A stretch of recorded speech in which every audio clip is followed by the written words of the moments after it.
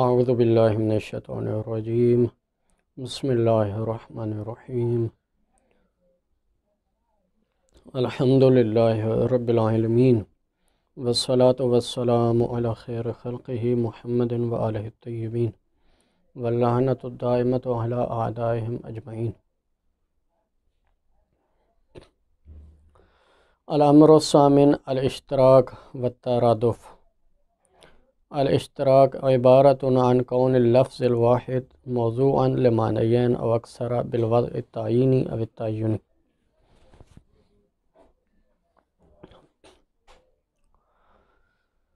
ہم الموجز فی الاصول کا ابھی 9واں درس پڑھ رہے ہیں۔ سماحہ آیت اللہ شیخ جعفر سبحانی صاحب کی کتاب ہے۔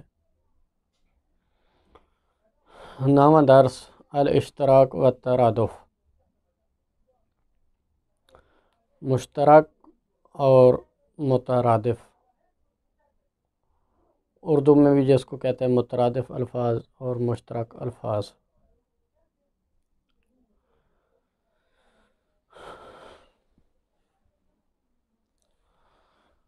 اشتراک اس سے کہتے ہیں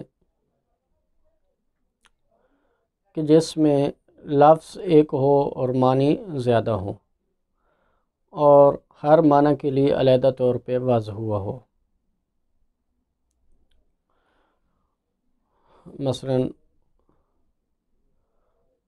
ایک لفظ اگر ایک علاقے میں ایک معنی کے لیے واضح ہے تو دوسرے علاقے میں وہی لفظ دوسرے معنی کے لیے واضح ہو، اس کو کہیں گے اشتراک۔ اس کے مقابل میں آ جاتا ہے ترادف۔ ترادف، ردیف کا لفظ بھی اسی سے ہے۔ ترادف کہتے ہیں، ترادف کا لغوی معنی ہے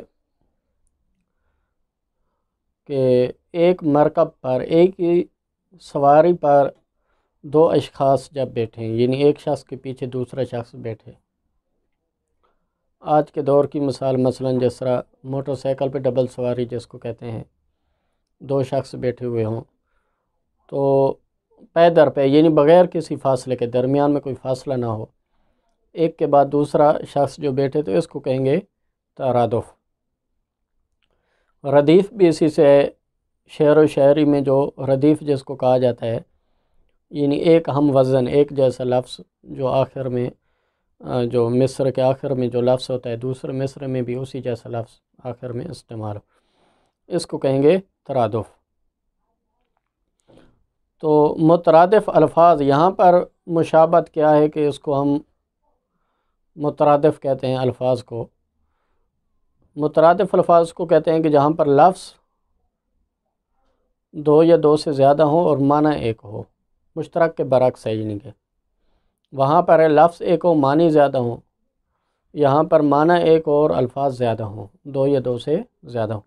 تو گوئے کہ معنی، یعنی یہاں پر تشبیہ اس طرح ہوگی کہ معنی کو آپ مرکب واحد کہیں، یعنی ایک ہی مرکب پر، ایک ہی سواری پر دو لفظ سوار ہیں، تو اس کو کہیں گے یعنی مترادف۔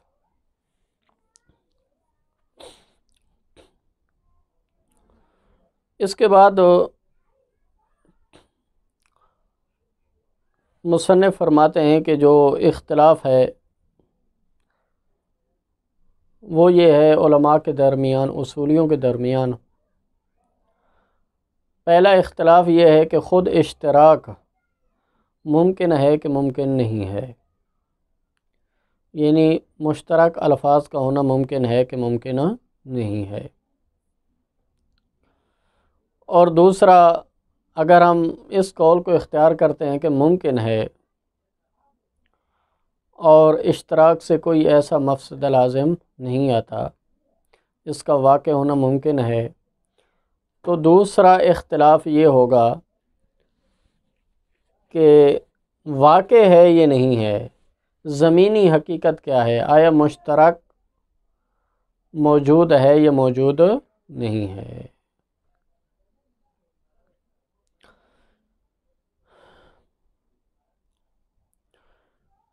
اس کے بعد ایک اور مصنف نقطے کو بیان کرتے ہیں کہ مرد اشتراک کا مرجع کیا ہے، آخر یہ اشتراک کا منشا کیا ہے، اشتراک کہاں سے پیدا ہوا؟ تو مصنف فرماتے ہیں کہ اشتراک کا منشا یہ ہے کہ قبائل عربیہ کا لغات میں اختلاف، بلکہ کہیں پر بھی آپ دیکھیں، یہ تو قبائل عربیہ میں کسی بھی لغت میں جب ہو تو دیہات میں، یا یہ ہے کہ مختلف جزیرے جب ہوتے ہیں، چھوٹی چھوٹی آبادیاں کر کے مختلف جگہوں پر ہوتی ہیں۔ آج کے دور میں اب دنیا بہت فاسٹ ہو چکی ہے اور ایک دوسرے کے ساتھ مل چکی ہے، لیکن ان کی اگر سابق زمانے میں اگر آپ دیکھیں تو گویا کہ لوگ ایک دوسرے کی طرف متوجہ بھی نہیں ہوتے۔ مثلا ایک جزیرے والے وہ کہاں پر رہ رہے ہیں، اگر 150 یا 200 کلومیٹر دور کہیں پر دوسرا جزیرہ موجود ہے تو اس جزیرے والوں کو ان کے حالات کے بارے میں کوئی بخوبی علم نہیں ہے، اس جزیرے والوں کو ان کے حالات کے بارے میں کوئی بخوبی علم نہیں ہے۔ انہی حالات میں سے ایک حالت مثلا یہ بھی ہوتی ہے الفاظ کا استعمال کرنا۔ مثلا ایک جزیرے والے، ایک دیہات والے ایک لفظ کو ایک معنی میں استعمال کر رہے ہیں، جیسے انہوں نے قبائل عربیہ کی مثال ہم لیتے ہیں۔ لفظ عین کو مثلا ایک جزیرے والے لفظ عین کو ذہب، سونے میں استعمال کرتے ہیں۔ دور کہیں پر ایک اور جزیرہ ہے، وہ بھی اسی لفظ عین کو استعمال کرتے ہیں، لیکن فضہ، چاندی میں استعمال کرتے ہیں۔ اب دونوں ایک دوسرے کی طرف متوجہ بھی نہیں ہے، اس جزیرے والے متوجہ نہیں ہے کہ یہی لفظ عین کسی اور علاقے میں، کسی اور جزیرے میں فضہ میں استعمال ہوتا ہے، اس جزیرے والے وہ متوجہ نہیں ہے کہ آیا کسی اور جزیرے میں یہی لفظ عین ذہب میں استعمال ہوتا ہے، وہ متوجہ نہیں ہے۔ مقام ثبوت میں گویا کہ اشتراک موجود ہے، حقیقت میں اشتراک موجود ہے، اگرچہ وہ دونوں قبائل، دونوں جزیرے وہ متوجہ نہیں ایک دوسرے کی طرف، لیکن جس وقت لغویین جنہوں نے لغت کی کتابیں لکھنی ہیں، مثلا انہی جزیروں میں سے ایک شخص اٹھ کھڑا ہوا لغات کو جمع کرنے کے لیے، جگہ جگہ پہ گیا، اس نے محنت کی اور لوگوں سے پوچھے الفاظ، آپ اس نے ڈکشنری بنانا چاہی، تو وہ مختلف جگہوں پہ گیا، وہ ایک جزیرے والوں کے پاس گیا اور اس نے گویا کہ لفظ عین استعمال کیا کہ عین لے آؤ، تو وہ سونا لے کے آ گیا۔ ایک اور جزیرے میں گیا اور وہاں پر اس نے یہی لفظ استعمال کیا، لفظ عین لے آؤ، تو وہ فضہ چاندی لے کے آ گئے۔ تو اس کے سامنے یہ ظاہر ہوا کہ یہ لفظ مشترک ہے اور دو معنوں میں استعمال ہوتا ہے۔ تو گویا کہ مقام ثبوت میں اشتراک موجود ہوتا ہے ہر جگہ پہ، خواہ نہ خواہ، لوگ متوجہ بھی بے شک نہ ہو ایک دوسرے کی طرف، عین ممکن ہے، یہ کوئی حسن اتمام نہیں ہوگا، بلکہ حسن اتفاق سے ایک علاقے والے ایک لفظ کو مثلا اردو کی زبان میں بے شک دیکھ لیں، انگلش میں دیکھ لیں، ہو سکتا ہے ایک جزیرے والے، ایک علاقے والے ایک لفظ کو ایک معنی میں استعمال کرتے ہوں، کسی اور علاقے والے اسی لفظ کو ایک دوسرے معنی میں استعمال کرتے ہوں، تو یہ ایسا ممکن ہے، ہو سکتا ہے، یہ گویا کہ مقام ثبوت میں ہو جائے گا۔ اب مقام اثبات میں کب ہمیں کیسے پتہ چلے گا اشتراک موجود ہے؟ تو گویا کہ لغویین ہمیں بتائیں گے، جس وقت انہوں نے لغت کو اکٹھا کیا، لغت کو جمع کیا، ڈکشنری کو جمع کیا، تو ان کے سامنے اشتراک ظاہر ہوا۔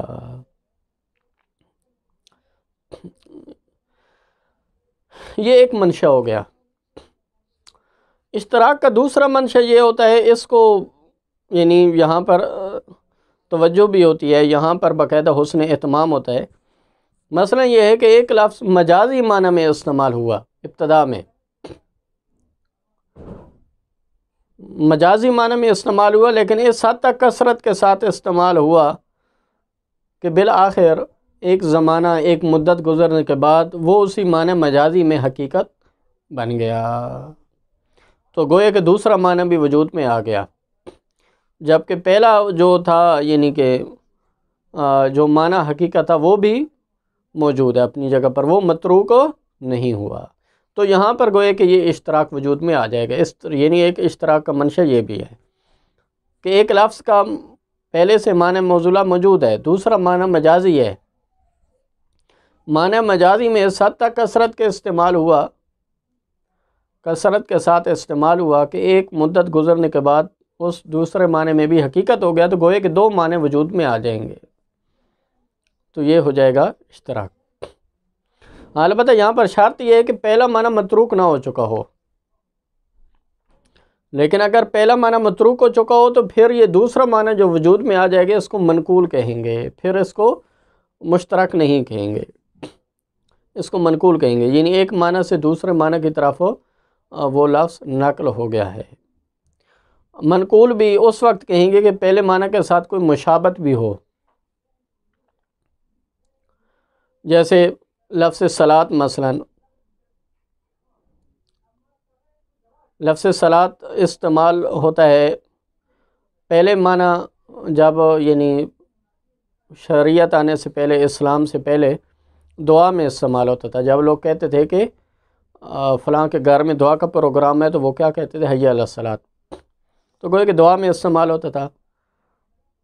پاک پیغمبر صلی اللہ علیہ وآلہ وسلم کے آنے کے بعد یہ لفظ خاص ارکان میں استعمال ہونے لگا، قیام، رکوع، سجود، اس میں صلاۃ کا لفظ اب پہلا معنی متروک ہو چکا ہے، گویا کہ یہ دوسرا معنی میں اب استعمال ہو رہا ہے۔ جب بھی اب حی علی الصلاۃ کہا جاتا ہے تو اس سے مراد یہ نہیں ہوتی ہے کہ فلاں کے گھر میں دعا کا پروگرام ہے، بلکہ یہی جو نماز معروف ہے ہر ایک کے ذہنوں میں یہی معنی آتا ہے، تو یہ منقول ہو جائے گا۔ لیکن یہاں پر چونکہ مناسبت موجود ہے پہلے معنی کے ساتھ، یہ رکوع، سجود، قیام، اس کو ہم صلاۃ کہتے ہیں، تو چونکہ یہاں پر ایک دعائیہ جملہ ہے اہدنا الصراط المستقیم، تو صلاۃ کا پہلا معنی بھی دعا تھا، تو گویا کہ اس کے ساتھ ایک مناسبت پائی جاتی ہے، یہاں پر بھی گویا کہ ایک جز دعا کا ہو گیا۔ لیکن اگر مناسبت نہ ہو، پہلا معنی بھی مثلا متروک ہو چکا ہو لیکن دوسرے معنی میں لفظ استعمال ہو رہا ہو اور پہلے معنی کے ساتھ کوئی مناسبت بھی نہ ہو، تو پھر اس کو منقول آپ نہیں کہیں گے بلکہ مرتجل کہیں گے۔ مرتجل یعنی پہلا معنی متروک ہو چکا ہو، دوسرے معنی میں لفظ استعمال ہو رہا ہو اور کوئی مناسبت بھی نہ ہو، جیسے اکثر اعلام میں شخصیت، یعنی جس کو ہم اپنی کیا کہتے ہیں زبان میں کہ اسم با مسمہ، اسم با مسمہ اگر ہے تو صحیح ہے، اسم با مسمہ نہیں ہے تو وہ مرتجل ہو جائے گا۔ جیسے کسی کا نام مثلا صادق ہے لیکن پرلے درجے کا وہ کاذب ہے، تو یہ ہے کہ گوئے کہ اس کو مرتجل کہیں گے۔ تو گویا کہ اشتراک یہ ہو گیا کہ پہلا معنی متروک نہ ہو، وہ بھی اپنی جگہ پر موجود ہو، اور دوسرا معنی جو مجازی ہے وہ بھی حقیقت بن جائے، تو اس کو کہتے ہیں یہ اشتراک کہیں گے۔ تو اشتراک ایک منشا یہ ہے۔ ایک اور نقطے کو مصنف بیان کرتے ہیں کہ یعنی یہاں تک یہ واضح ہو گیا کہ اشتراک ممکن بھی ہے اور واقع بھی ہے، اور یہی واقع ہونا اس کے امکان پر دلیل ہے کہ ایک شخص واقع ہے تو ممکن ہے تو تب واقع ہے، وگرنہ کیسے ہو سکتا ہے کہ ایک چیز ممکن نہ ہو لیکن واقع ہو، ایسا نہیں ہو سکتا۔ ایک اور نقطہ بیان کرتے ہیں کہ اشکال یہاں پر مثلا یہ ہو سکتا ہے کہ ٹھیک ہے اشتراک ممکن بھی ہے، اشتراک واقع بھی ہے، لیکن یہ لغات میں واقع ہے، آیا قرآن مجید میں لفظ مشترک واقع ہے کہ نہیں ہے؟ آیا قرآن مجید میں لفظ مشترک کا وجود ہے کہ نہیں ہے؟ یہ بھی ایک بحث ہے یعنی علماء کے درمیان اپنی۔ تو مصنف فرماتے ہیں کہ ہاں قرآن مجید میں بھی لفظ مشترک موجود ہے، اس کی کئی مثالیں ہر شخص تحقیق کر سکتا ہے اس کی۔ ایک مثال دیتے ہیں کہ مثلا وَالنَّجْمِ اِذَا هَوَىٰ وَالنَّجْمُ وَالشَّجَرُ يَسْجُدَانِ، اب پہلا جو ہے یعنی کہ وَالنَّجْمِ اِذَا ہوا، یہاں پر اس آیت میں جو نجم کا لفظ جو استعمال ہوا ہے کوکب کے لیے، ستارے کے لیے استعمال ہوا ہے، کوکب کے لیے استعمال ہوا ہے لفظ، جس کی جمع نجوم آتی ہے، کواکب۔ لیکن دوسرا وَالنَّجْمُ وَالشَّجَرُ يَسْجُدَانِ، یہاں پر جو نجم کا لفظ استعمال ہوا ہے کوکب کے لیے استعمال نہیں ہوا، بلکہ نبات، جڑی بوٹی، یعنی ایسی جڑی بوٹیاں جن کی ساکھ نہیں ہوتی ہے، مضبوط جڑ نہ ہو جس کی، تو جڑی بوٹی اس کے لیے نجم کا لفظ استعمال ہوتا ہے۔ تو یہ گوئے کہ یہ اب لفظ مشترک ہے جو قرآن میں موجود ہے، یعنی ایک ہی لفظ ہے نجم کا، وہ دو معنوں کے لیے جو ہے نا دو معنوں میں استعمال ہوا ہے۔ یہ تمام تر بحث آیا ممکن ہے کہ ممکن نہیں ہے، واقع ہے کہ نہیں ہے، پھر قرآن میں واقع ہے کہ نہیں ہے، یہ تمام مشترک لفظی کے بارے میں ہے۔ مشترک معنوی فرماتے ہیں کہ اس میں کوئی بھی اشکال نہیں ہے کہ مشترک معنوی کا وجود ہے۔ مشترک معنوی اسے کہتے ہیں کہ ایک جامع معنی ہو اور مصادیق اس کے زیادہ ہوں، یعنی معنی زیادہ نہ ہو، معنی ایک ہی ہو، لیکن وہ معنی جامع ہے اور اس کے مصادیق آگے زیادہ ہیں۔ جیسے یہی یعنی لفظ انسان کو مثلاً ہے ایک جامع معنی کے لیے واضح حیوان ناطق، آگے اس کے مصادیق ہیں زید عمر بکر، لیکن زید عمر بکر وہ باقاعدہ کوئی انسان کے معنی نہیں ہے کہ جس طرح یعنی زید وہ باقاعدہ انسان کا معنی ہو، گوئے کہ کوئی اور معنی نہیں ہے، لہذا یہ مصادیق ہیں۔ جب مصادیق ہیں تو اس کو کہیں گے یہ مشترک معنوی ہے۔ یا جس طرح فرماتے ہیں شجر ہے جس کی مختلف انواع ہیں، اب شجر کا لفظ گوئے کہ ایک جامع معنی کے لیے واضح ہے، تو اس کے آگے مختلف انواع ہو سکتی ہیں۔ جس طرح ہر چیز میں گوئے کہ ایک مختلف انواع جہاں پر بھی، بلکہ مشترک معنوی سے یعنی کوئی چیز خالی نہیں ہے، آپ یوں کہہ سکتے ہیں کہ گوئے کہ آپ شجر ہے، مدر ہے، چاہے کوئی بھی آپ دنیا کی کوئی چیز لیں تو اس کی آپ کو مختلف انواع ملیں گی۔ مثلا یہی لباس دیکھ لیں، کھانے دیکھ لیں، مختلف قسموں کی چیزیں، تو ایک ہی لفظ جو ہے نا خبز، مثلا یہی دیکھ لیں خبز، اب کتنی قسمیں، ایک میٹھی خبز ہوتی ہے، روٹی ہوتی ہے، ایک دوسری ہوتی ہے، اسی طرح اور مختلف انواع ہو سکتی ہیں۔ اسی طرح گوئے کہ مشترک معنوی سے کوئی بھی لفظ آپ کہہ سکتے ہیں کہ خالی نہیں ہے۔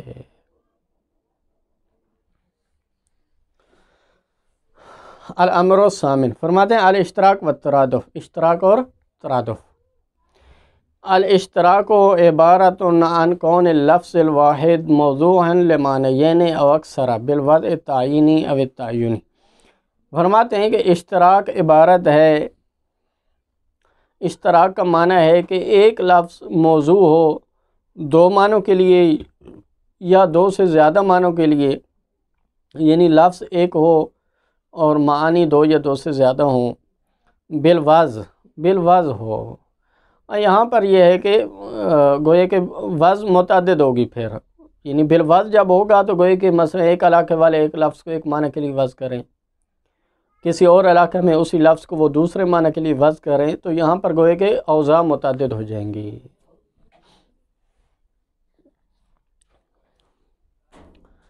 وضع تعینی ہو یا وضع تعینی ہو، جس طرح پہلے گزر چکا ہے، وضع کی دو قسمیں، وضع تعینی اور وضع تعینی۔ تعینی یعنی کہ اعلان کر کے باقاعدہ ایک لفظ کو ایک معنی کے لیے وضع کرنا، تعینی لفظ کو استعمال کرنا معنی میں اس حد تک کثرت کے ساتھ استعمال کرنا کہ وہ اس میں حقیقت بن جائے، اس کو کہتے ہیں وضع تعینی۔ ویقابل ہوا ترادف، اس کے مقابل میں آ جاتا ہے ترادف۔ وَهُوَ وَضْعُ اللَّفْظَيْنِ أَوِ الْأَكْثَرِ لِمَعْنًى وَاحِدٍ كَذَلِكَ، یہ وہ ہوتا ہے کہ جہاں پر لفظ دو یا دو سے زیادہ ہوں، دو لفظوں کو وضع کرنا یا دو سے زیادہ لفظوں کو وضع کرنا، لِمَعْنًى وَاحِدٍ معنی ایک ہو، یعنی معنی ایک ہو، الفاظ دو یا دو سے زیادہ ہوں، كذلك اسی طرح وضع تعینی ہو یا وضع تعینی ہو۔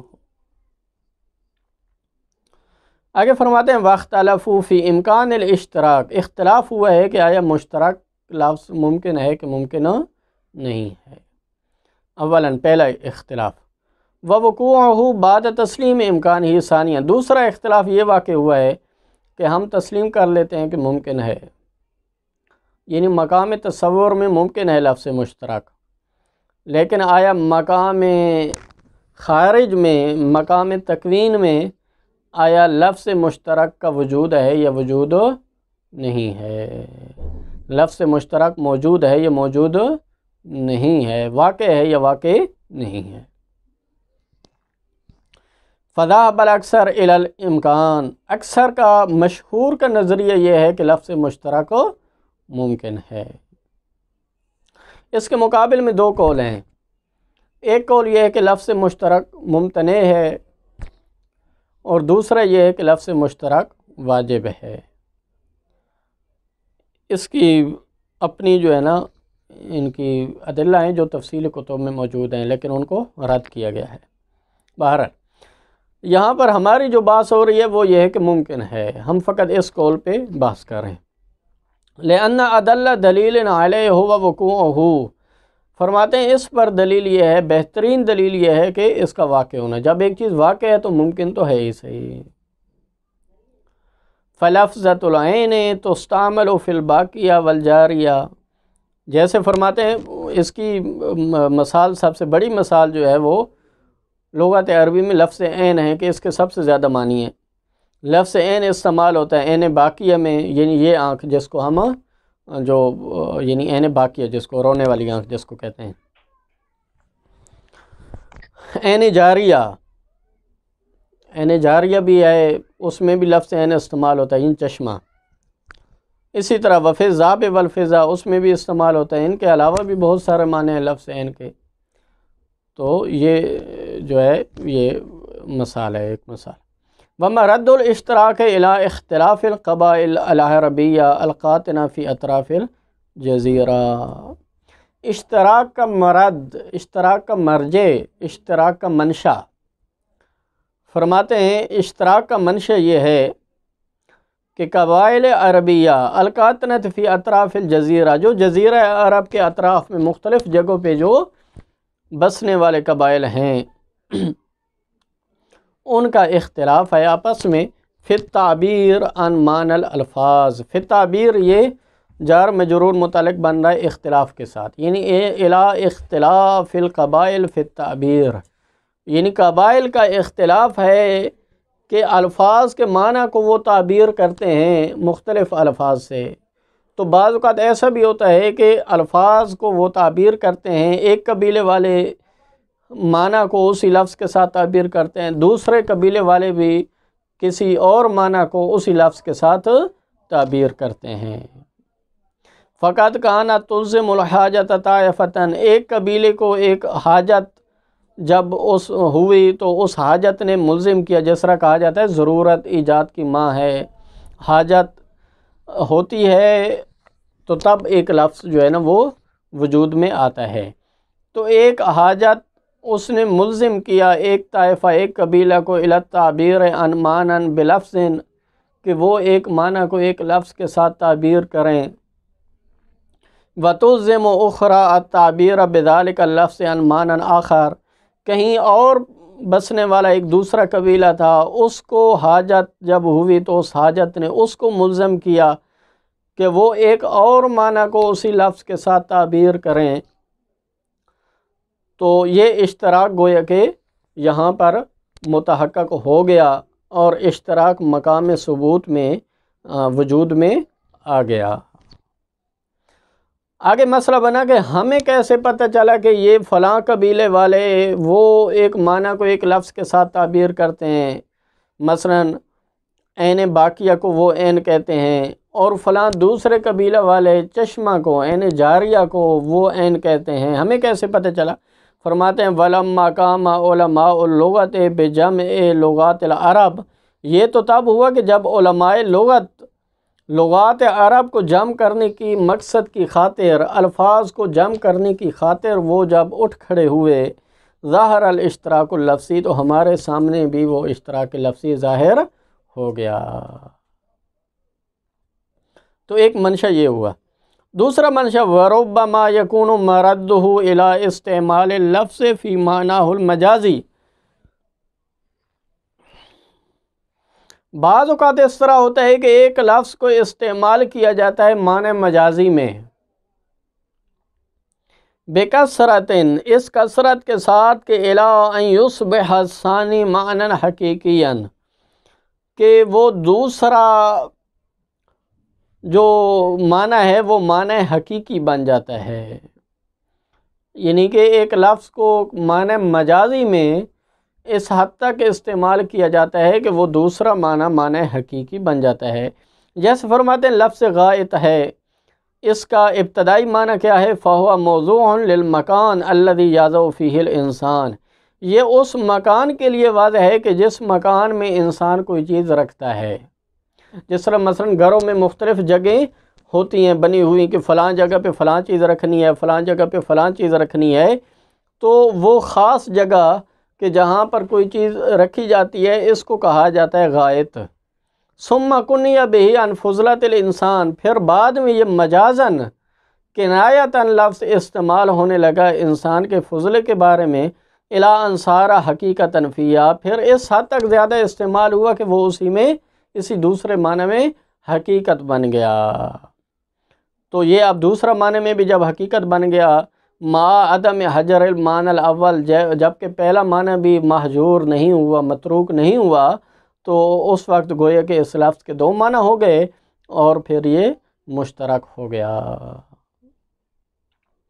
نعم ربما یذکر اہل اللغت لللفظ الواحد معانی عدیدتاً، ہاں یہ کہتے ہیں کہ بعض اوقات اہل لغت بعض اوقات ایک لفظ کے لیے مختلف معنی ذکر کرتے ہیں۔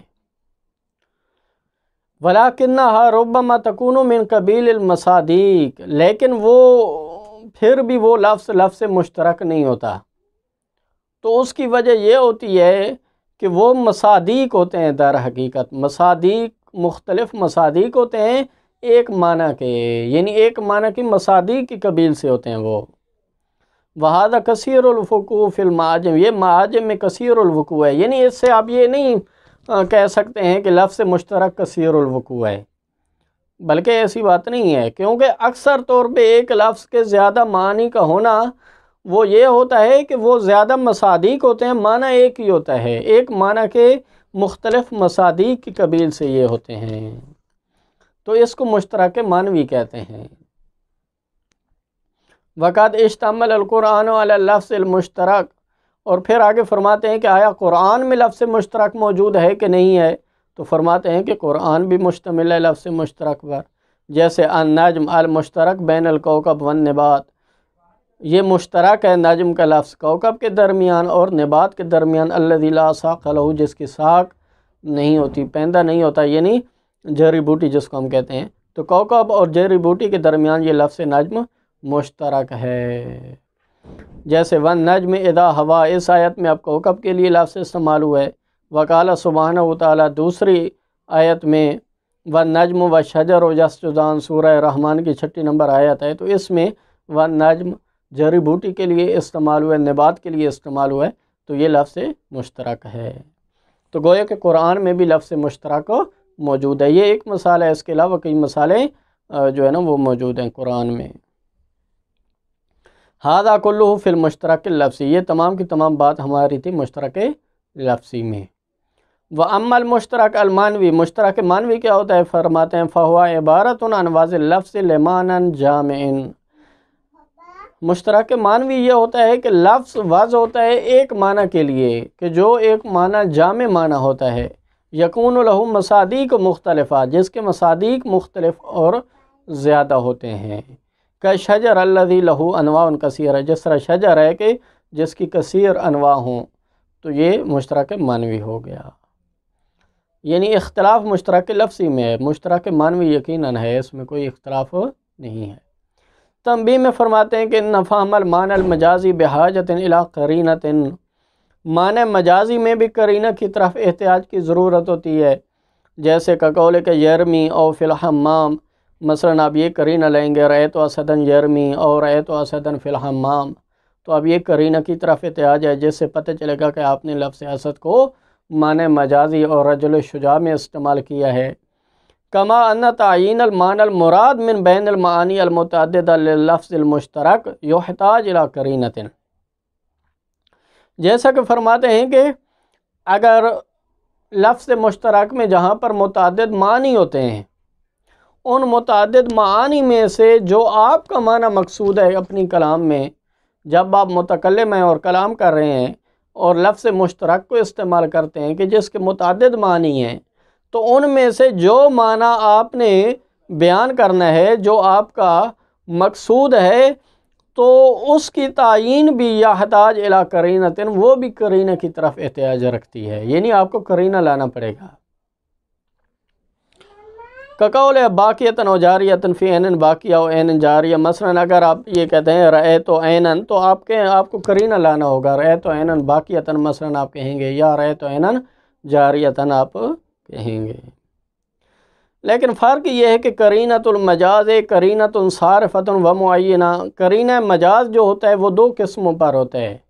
قرینہ صارفہ ہوتا ہے جس وقت معنی حقیقت سے معنی مجازی کی طرف پھیرنے کے لیے جو قرینہ ہوتا ہے اس کو قرینہ صارفہ کہتے ہیں، اور قرینہ معینہ ہوتا ہے یعنی جس وقت آپ گویا کہ قرینہ استعمال کریں اور معنی مجازی متعدد ہوں اور ان میں سے جو آپ کا مقصود معنی ہے اس کو بیان کرنا ہو تو اس کو قرینہ معینہ کہیں گے۔ تو گویا کہ مجاز کے قرینہ جو ہوتا ہے وہ صارفہ بھی ہوتا ہے اور معینہ بھی ہوتا ہے، لیکن قرینۃ اللفظ المشترک قرینۃ المعینۃ فقط، لفظ مشترک میں جو آپ قرینہ استعمال کرتے ہیں وہ صرف قرینہ معینہ ہوتا ہے، یعنی متعدد معنی میں سے ایک معنی کو تعیین دینے کے لیے ہوتا ہے۔ والاولی آیت المجازیہ دون ثانیہ، اسی وجہ سے وہ جو پہلا ہے قرینہ صارفہ، گویا کہ وہ مجازیت کی علامت ہے، جو دوسرا قرینہ ہے معینہ وہ مجاز کی علامت نہیں ہے، کیونکہ وہ مشترک میں بھی موجود ہے تو پھر مجاز کی علامت نہ ہوئی۔ ہاں قرینہ صارفہ جو کہ مشترک میں نہیں ہوتا ہے، فقط مجاز میں ہوتا ہے، لہذا قرینہ صارفہ فقط مجاز کی علامت ہے۔ وصلی اللہ علی محمد وآل محمد۔